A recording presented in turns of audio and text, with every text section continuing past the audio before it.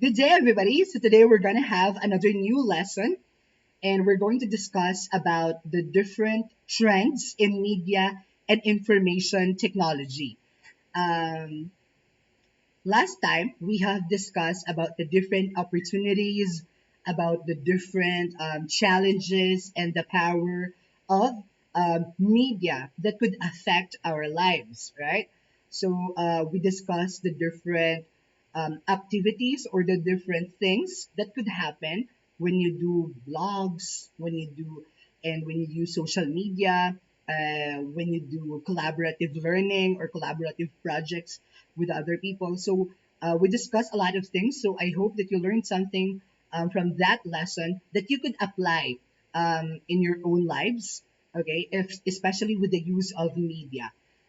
Before I start with the discussion for lesson 9, I would just like to remind everybody that this is going to be the second to the last lesson that we're going to have before the first quarter exams. All right. So I will be sending as well the video for the lesson 10 today as well. Ihatag ko man na. So that you will have, we can hit two lessons uh, today. All right. And for the next week, we're gonna just focus on review and recalling some of the informations or some of the information actually that we have discussed or we have or that transpired during the lessons that we have discussed this first quarter. And once again, I would just like to remind everybody that the lessons for first quarter na coverage would be from lesson 1 to lesson 10. All right. So I hope that you got that, and I hope you're taking down notes of every information and announcement that I am making, so that hindi ka malipat. Now, I would like to remind everybody as well that the performance task nga ginpaobra ko sa inyo, duwa man to sila kabilog. I wanted you to make an infographics and as well as a Twitter thread, right? Which will be like an essay. You screen record it, or if you do not know how to screen record it, you could actually just screenshot everything and put it in one document or one file, and then pass that file on the Google Classroom. However, if you know how to use and if your phone has a feature of screen recording, you can actually screen record na lang the Twitter thread that you made so that you can send the video. Okay, it must be in .mp4 format, right? And you turn it in dito sa ating Google Classroom, and the deadline of the performance task would be on October 16. So I hope that you are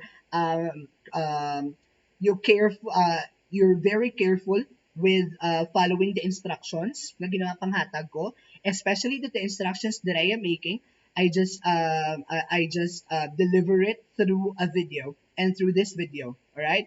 So I hope that all instructions are clear, and as I always say, you can just message me on the messenger. All right. If you have any other concerns aside from the topic or the discussions or the announcement that I have made on this video, okay, or on the videos that I am making. Now, before I start with the second to the last lesson before the first quarter ends and before the first quarter exam will be given, ihatag ko na sa inyo ang schedule nyo.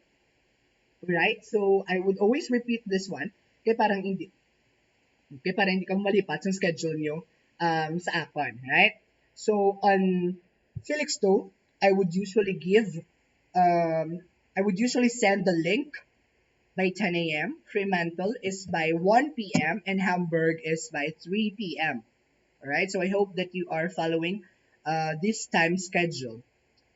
And as much as possible, as what I always say, you just need to do everything during the time schedule that we have, so that you will not be loaded at all with all your other subjects overlapping each other.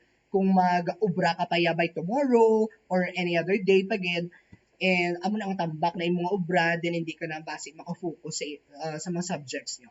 Alright? So this is the schedule on the sending of YouTube link for each section. Now, I will be flashing the title of our lesson for today. It's entitled, we're lesson 9. Are you glad? We're making some progress here, right? Isa na lang, then we're done. The title of lesson 9 would be Current and Future Trends of Media and Information. So basically, we're just going to deal about the different developments, kumbaga, in media and information, especially when it comes to education. All right, because this is in the context of you being students, right? So amo nato ni discuss. And then right after that, amo nang siyang title, and then you always have to remember that I am not letting any day pass na hindi gid ko yan makasend sa inyo sang YouTube link, and that hindi ako makasend sa inyo nga ulubrahon, because you really need to do something in the class, right? For example, I how do I make your works easier in this class, right? So we supposed to have 4 parts for each lesson, right? We have activate, acquire, apply, and assess. However, at times, and most of the times, I would not let you answer the activate nga part, right? And I would not let you answer the applying nga part. So you are only left with 2 parts, and that these are your acquire part and your assess part. All right, so that's not a pretty hard thing to do, class. As long as you're listening to the video, you will have something to answer on the assessment na part. All right, so amo na, basically, you just have to listen to me on the video. You just have to watch every video ko nga ginhatag, right? And then you have to remember, class, that your exams, okay, or the exam in MIL that I am going to let you take, hindi ko na siya class nga hindi ako magupod sa ibang nga subject teachers. Alright? So, I will make your own exam. Basically, just, ano lang din, it's exclusively for your sections.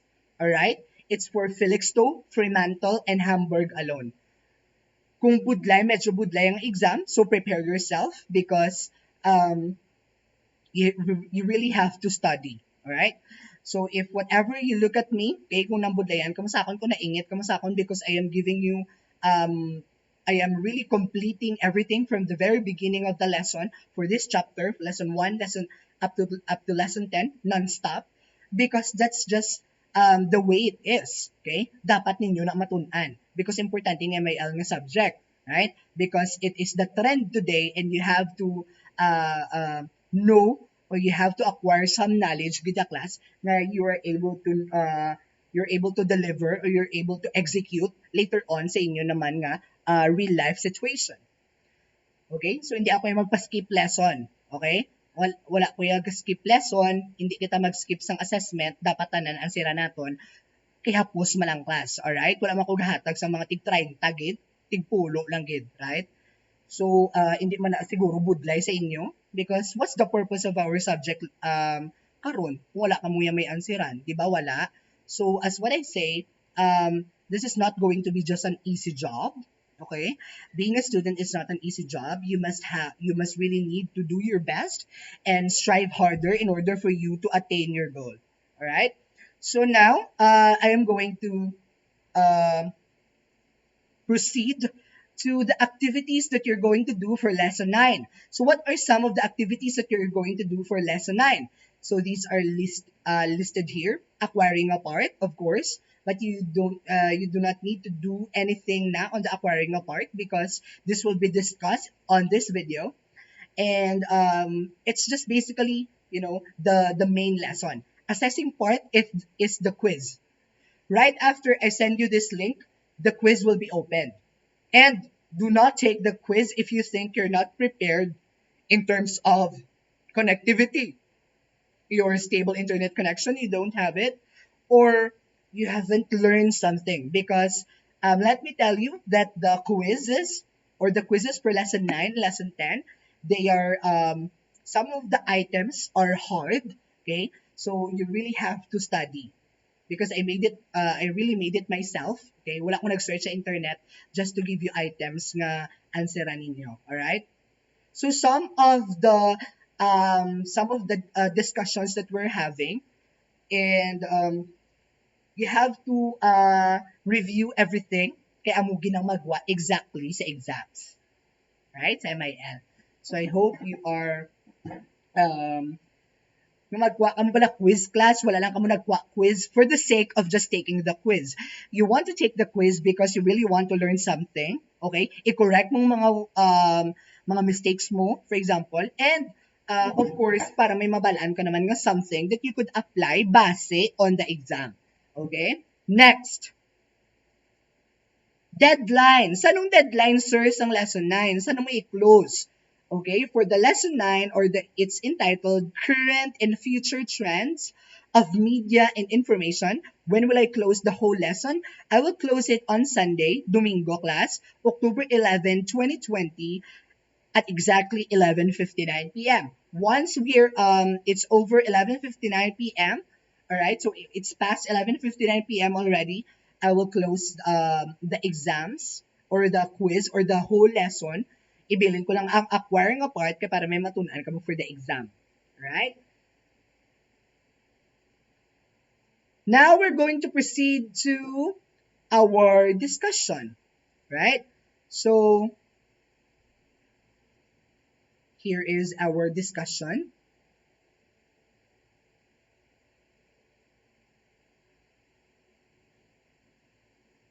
So, just to tell you lang, we are done with um, all of these, right? So, from here, sa lesson 1, up to here, amo ng aton na exam. Now, ang lesson 9, we're going to open it, then we're going to discuss about it.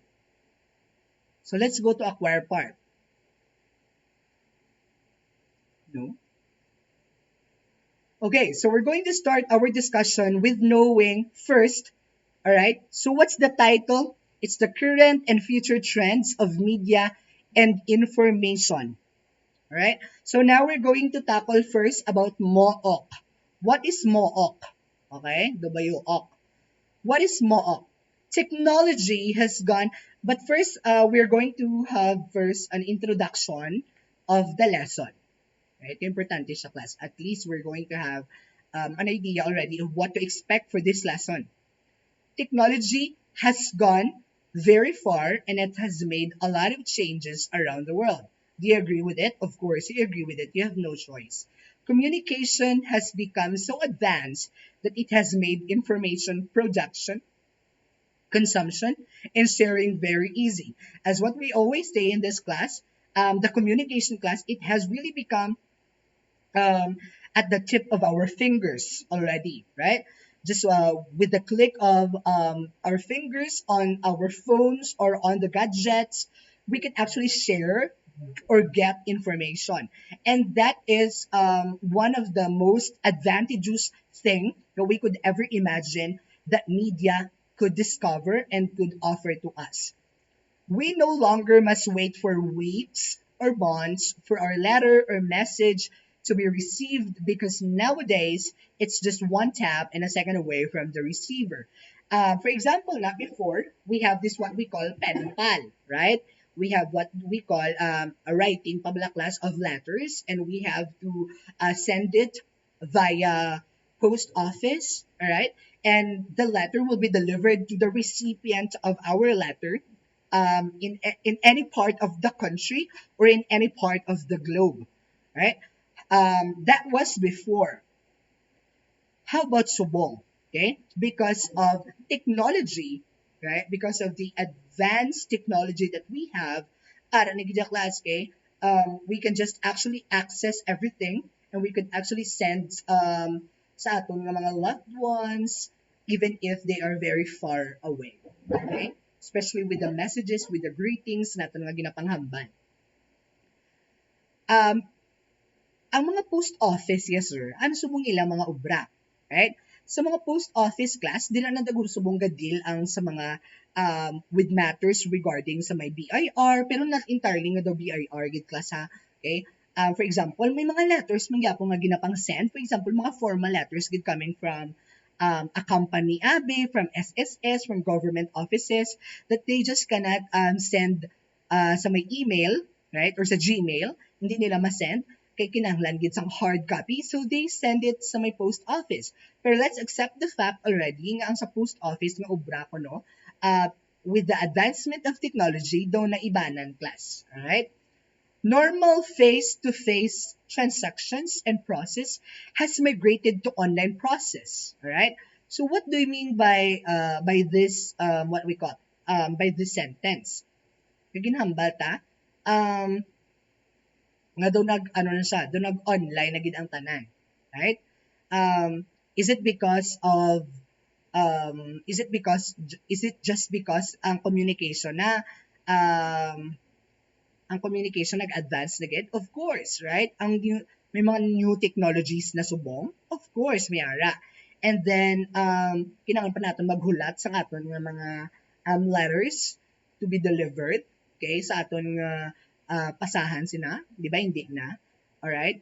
So ang technology class has given us unlimited resources in making our business and transactions online. Okay? Example sina, from grocery shopping, applying for jobs, enrolling for classes, food deliveries, online banking, hotel bookings, travel, the list goes on. Right? So mga it has given before magbook ka sa hotel class, kinahanglan mo gid magkadto sa hotel or magpadala ka gid sang letter that you are going to stay in that hotel for a while. However, today, meron na kita subong sa mga online nga mga booking application or mga website nga pwede naton i-access for us to book a room sa hotel. Alright? So amo na klasang advantage gid sang aton nga technology. Alright? So now let's proceed to this one. Undeniably, it has made our life a lot more convenient. New technologies have shaped our media experience and even influenced our perceptions of things around us. Right? Now we're going to proceed with massive open online course, or it is what we call MOOC. Alright? So a massive open online course, or MOOC, is an online course that offers open access via the internet for free at a low cost. Alright? So amo na sa class ang mga online course bala nga ginatake naton, alright? Para to develop our skills or to train us of something. It is an online course. And magkita mo online course, of course, you access it through online. And it is being delivered and offered online. Now, open access. Ano magkita open access? Anyone could join that course. Okay? Or anyone could enroll in that course kung gusto nila. And it's just via internet. Sometimes it's free or sometimes may bayad siya, pero it's just so small lang gid class that it can never touch your pockets. Okay? So amo na klaseng ginambata nga a massive open online course or MOOC. MOOCs provide an affordable and flexible way to learn new skills, advance your career. So gina-offer siya for you to learn new skills, advance your career, and deliver quality educational experiences at scale. So, although online lang siya, it is being ensured that ano man yung gina-offer nila nga course, okay, or subject, it is being offered excellently, okay, and with quality. Many MOOCs are modeled after existing college or university courses. But unlike these courses, most MOOCs do not count for college credit. So tandaan ta class nga ang MOOCs, okay, dugin design sa bala class, pareho na sin gina-take nyo subong. Do pareho sin do MOOC. Alright? Ang gina-take nyo bala sa M-rooms, yes, that's actually a MOOC class. Okay? However, that's not massive. That's just limited. Okay, nga kita lang dapat may certain audience kita nga i-target or certain nga mga participants or enrollees nga maka-enroll lang. Okay? Pero this is not massive nga sa bilog nga kalibutan. Pero ang setup balaklas ang MOOC, alright, daw pareho sang inyo sa M-rooms. Nga may course ka mo nga gina-take and you take it online. Right? And ang amo na class, ang MOOCs class, do ginaano man na siya, or ang mga courses nga gina-offer sa MOOC, do pareho lang class sa mga courses nga gina-offer gid sa mga college or university. Alright? So, hindi siya entirely nga amo gina ang subject, pero like daw gin inspired lang by that course or subject. Example, in your seamanship, you can take, for example, sa seamanship, abi, may ara ka mo dira nga, what you call this? May tunan ka mo dapat sa different types of ships. Alright? So, base may offer ang MOOC nga course to deal with the different types of ship. And ang topic nga different types of speech is just part of your topic nga, of your course nga seamanship. Right? So, amo lang na class, do part lang ba, do gamay lang ang ginkuha sa subject na gino-offer sa MOOC. Pero not entirely the whole subject or the whole course. Okay? I hope naintindihan niyo na. And however, ang tanan nga MOOC class, okay, or hindi man tanan, pero may kalabanan lang, most MOOCs, okay, ang ilang, kung magkuha kasi na, usually, hindi siya credited for college nga unit. Okay? For example, nag-take ka dito the different types of ship. For example, nga course, knowing or familiarization of different types of ship. Amo na ang course sa MOOC. Alright? So, hindi mo na sa class ma-count as a unit, okay, as a course sa may college or sa university because wala sinamo nga subject. Right? So, hindi siya credited. And, damo-damo class mo o class ha, okay? Hindi lang class isa, alright?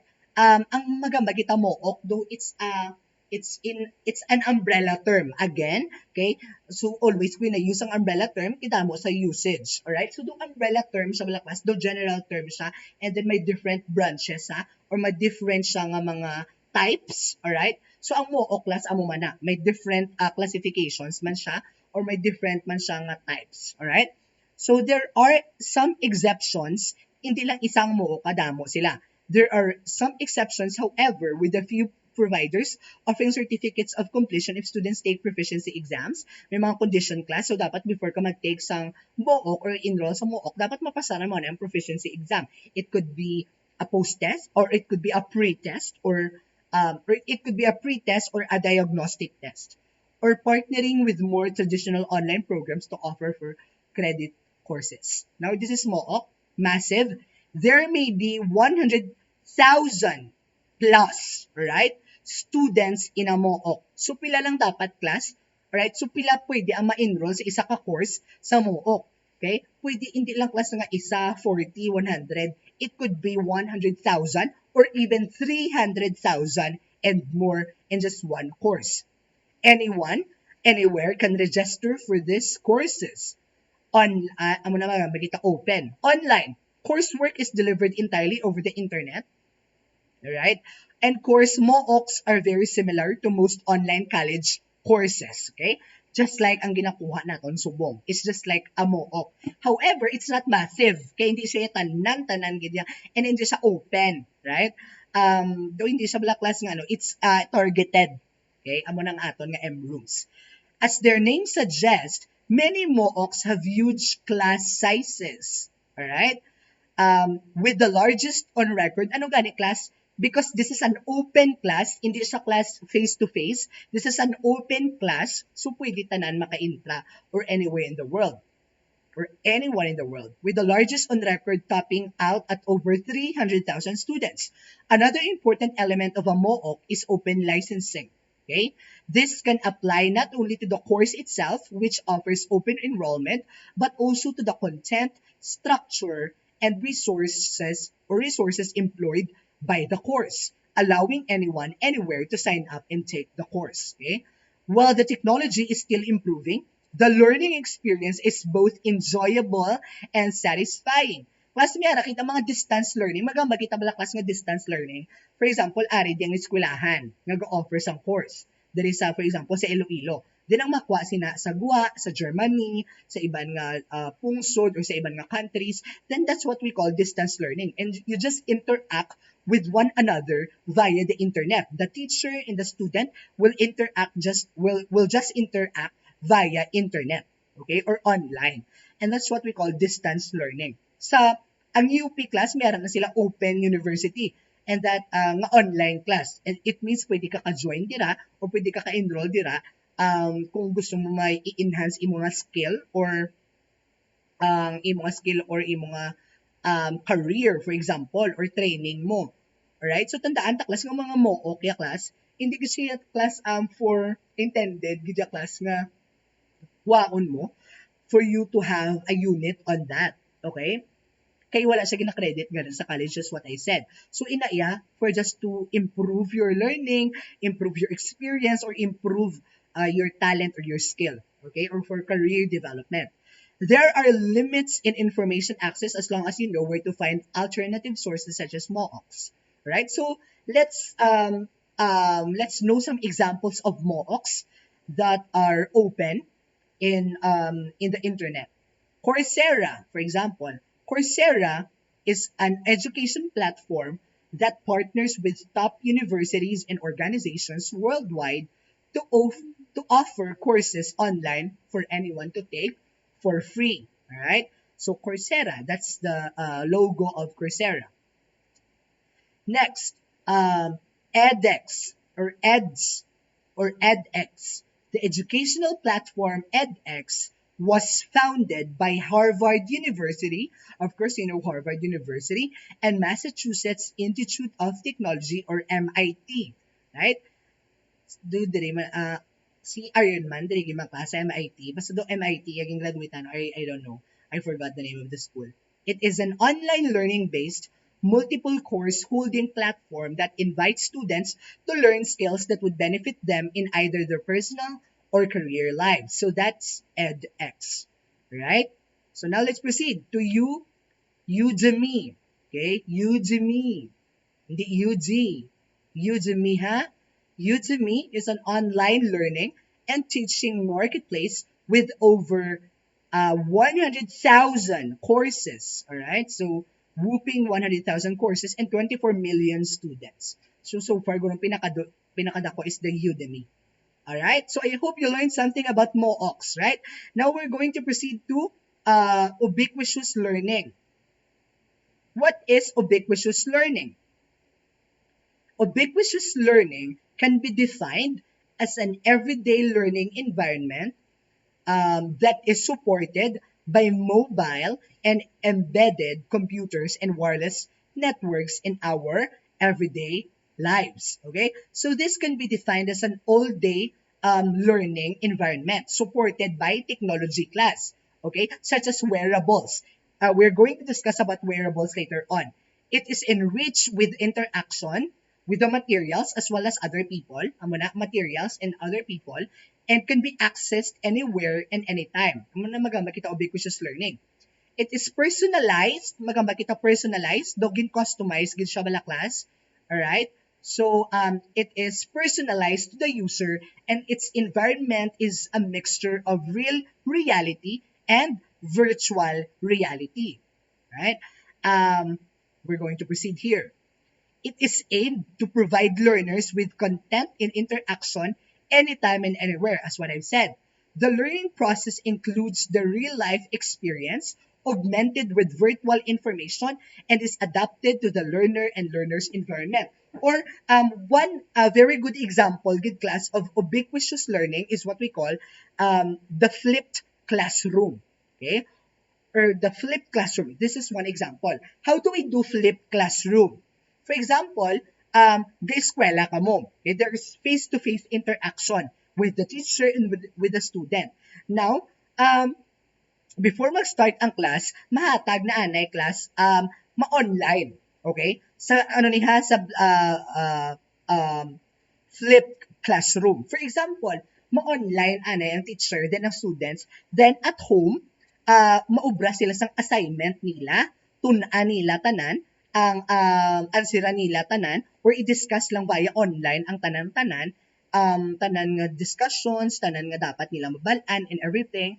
Then, ubrahon nila sa balay ila assignment. Then, pag-abot sa class sa eskwelahan, sa face-to-face interaction, dira na class, i-discuss ang teacher ang ila ginansiran, kag dira na siya as mahatag pag isang knowledge pagid or more knowledge pagid or more concepts and ideas about sa ginansiran nila. That's why class it's called flipped classroom. Kay dugin suli ang concept. Alright? So usually, di ba, gaano lang ka muna, gaano ka mo sa eskwelahan ga-discuss, right? Ga-discuss ka mo and everything. Then, ang assignment nyo, you do it at home, right? Pero ang flipped classroom niya, you discuss online, then you, kumbaga, ma-discuss ka mo, liwat, okay? And you answer your assignment, okay? You answer your assignment gali pag abot sa classroom. Alright? So that's what we call flipped classroom. Next, the content objects, activities, and the interaction with the system and with other humans, including instructors and peers. Alright? So nahulag ko, dali lang. Instructors and peers are customized according to learners' current goals of learning. For example, may gina-target yung class nga subject or daw matter mahina ang bata. Okay? So, kinahanglan, mo nang i-focus or i-customize. Makita i-customize, do i-personalize in a class kung paano ina ang discussion nga matabo sa ubiquitous learning or whatever nga method. For example, blended learning, flipped classroom, okay?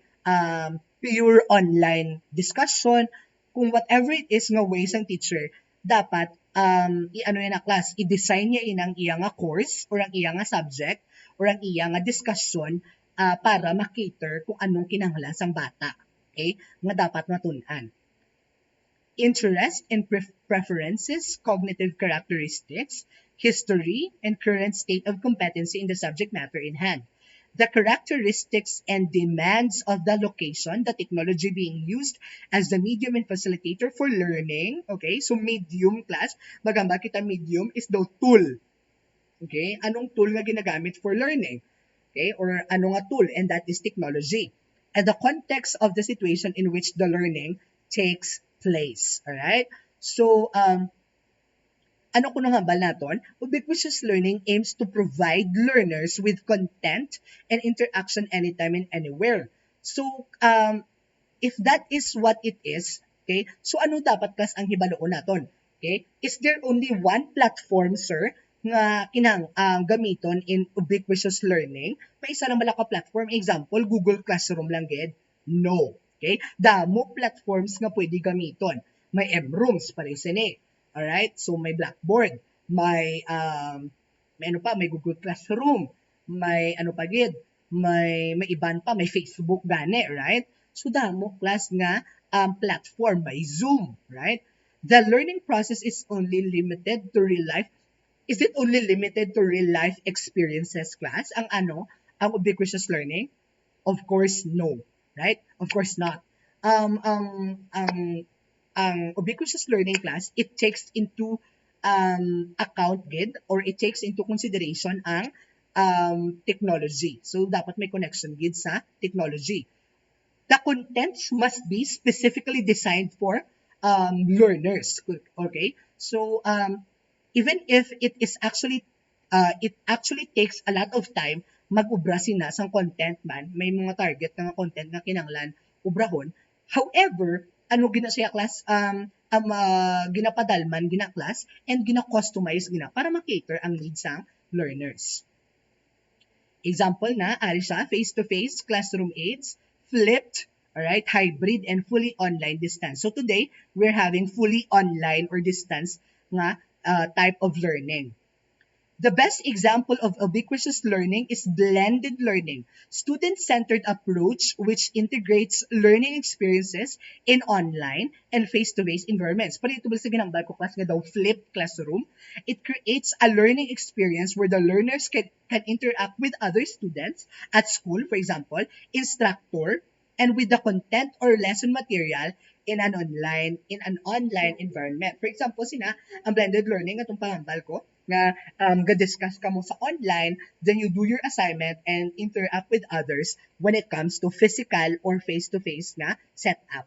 So, amo na siyang blended learning. Face-to-face training, virtual classroom, webinars, links, simulations, assessments, and one-on-one coaching. Okay, so these are the 7 types. Amo to sila. Okay, of blended learning. Now, the main characteristics of ubiquitous learning are dapat permanency, may ara permanency. Learning materials are always available unless purposely deleted. Accessibility, access from everywhere as personally required. Immediacy, wherever a student is or she can immediately access learning materials. Online collaboration or interactivity, online collaboration with teachers and or peers, chats, blogs, forums. So, amo na mga ang iya dapat class ng mga characteristics, alright? So, situated instructional activities, learning in context, on-site, adaptability, getting the right information at the right place for the right student. So these are the 7 types of ubiquitous, or the 7 main characteristics of ubiquitous learning. Right? So now, we're going to proceed with this one, wearable technologies. What are some wearable technologies? Wearable technology, or also called wearable gadgets ang ginapanakod naton sa aton nga mga kalawasan, okay, or ginagamit naton, alright, ang ginagamit naton like cellphone and everything, okay, pero ang cellphone is not wearable.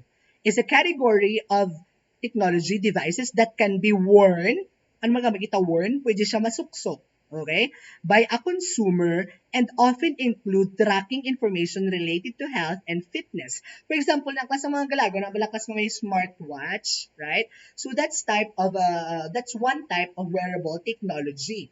Ang galago, ang may mga smartwatch na bala, iban sa inyo may smartwatch din. Di ba pwede yan naklas i-detect ang imong high blood pressure, or what else? Pwede man ma-detect ang imong calories and everything. So, amo na sa mga wearable technology. And it has really, who would have thought class nga ang simple sang una nga daw relo lang, pwede gali class makadetect sang high blood pressure, sang ano pagit sang imong calories, or makakount sang imo dalagan or lakat, di ba? Other, subong gabi na gid ang technology.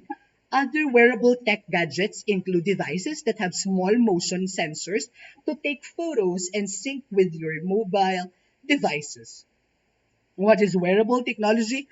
Wearable gadgets. Okay, so pwede na siya katuan sa Webopedia. The characteristics of wearable technologies, according to Wearable Devices magazine, it includes the following. Amate, performing computer-related tasks as laptops and mobile phones.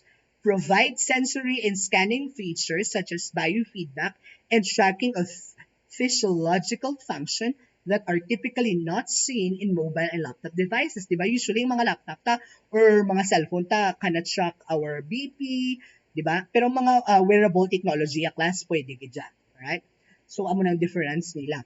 Have some form of communication capability and will allow the wearer access to information. So, ibanda, pwede ka internet, right? Pwede ka play music, pwede ka connect sa internet, right? Or ka-communicate sa others, maka-text, and everything. Have some form, na siya, okay? Data input capabilities or local storage capabilities. Examples of wearable technologies are ComBadge, a wearable Bluetooth personal communicator for iPhone and Android. So, amo na siya, class. Right? The ComBadge.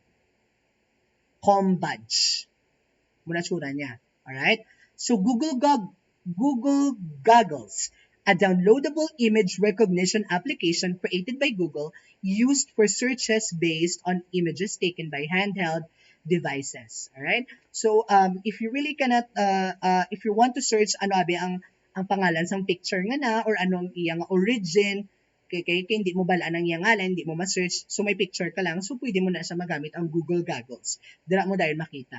Alright? Apple Watch and smartwatch, as what I said. A smartwatch that connects to your iPhone to deliver notifications Okay, make calls and send text and run apps. All right. So before I explain this one, I would like to insert this one first. All right. So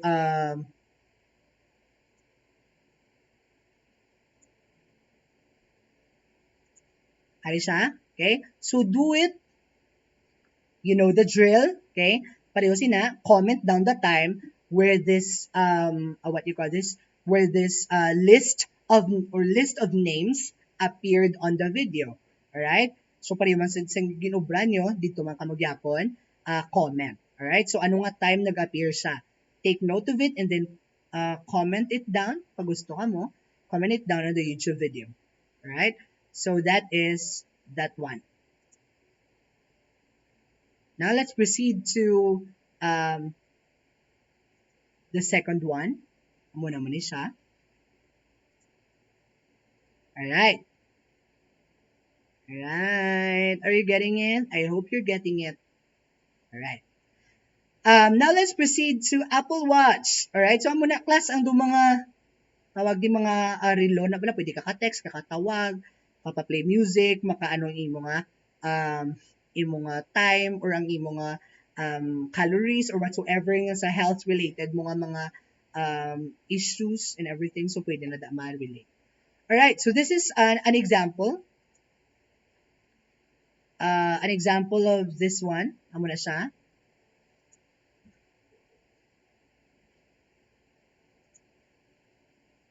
Okay? So, let's proceed. Next one.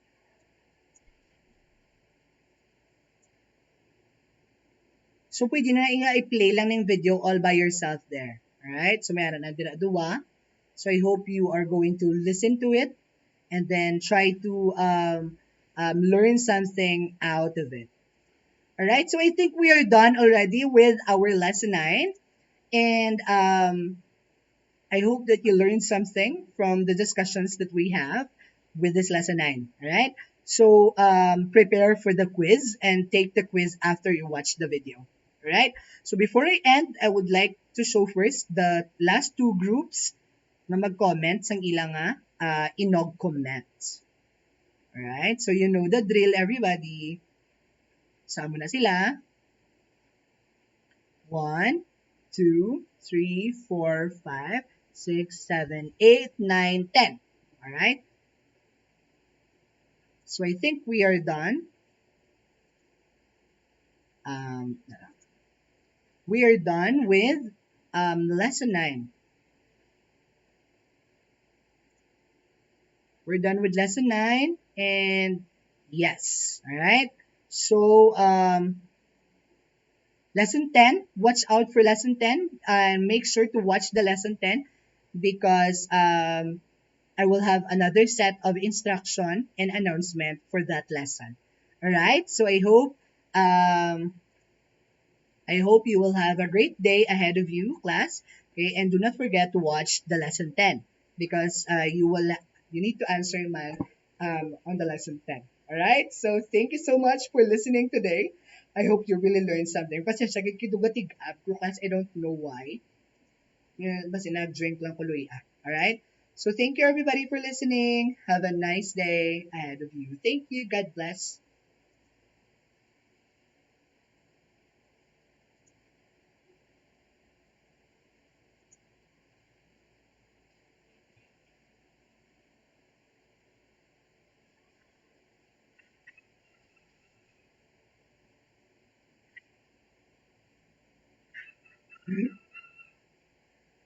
Yun siya.